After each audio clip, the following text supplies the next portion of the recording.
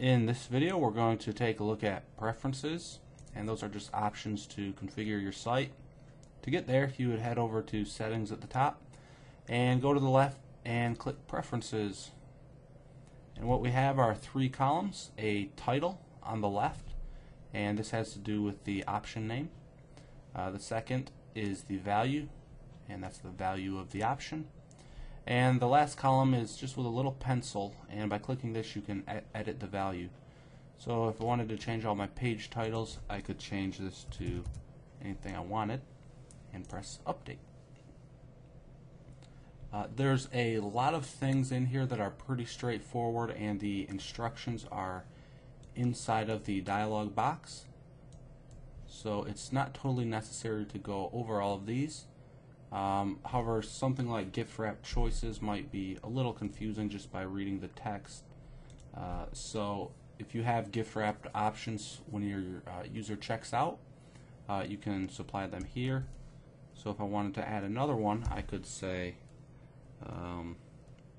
test $1.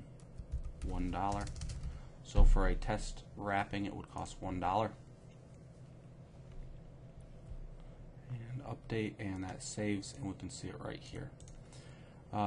If you have a Google Analytics account to keep track of your statistics, you would provide the tracking number inside of this field, and it's pretty easy to find in your Google Analytics account. You'll have to have an account to get this number.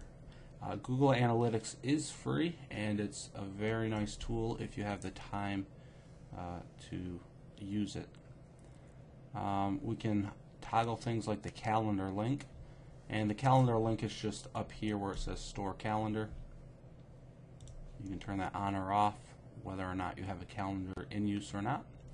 You can change your store name, and you can change your email sign-up form, and basically that's a form at the bottom of the site where a user can register for a mailing list or a newsletter.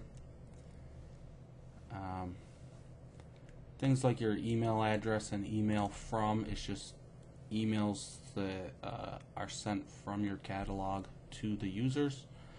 You can change your country, your zone, and your order form validation. This basically is something I would leave on true, meaning, well, it says right here, it checks the SKU and quantity, and it approves it or rejects it depending on product suppression. If you're selling catalogs, printed catalogs, you would probably want to turn printed items on. You can enable or disable gift certificates. And for store address and phone, if it has a 1, it means there's something typed in here. So here's an example one, and you would just change the options in there. Display prices with tax, charge shipping on local pickup. Again, a lot of this just has to do with how you'd like your catalog to work. You can change your email message that goes out when someone buys something from your store. And lastly is a global discount.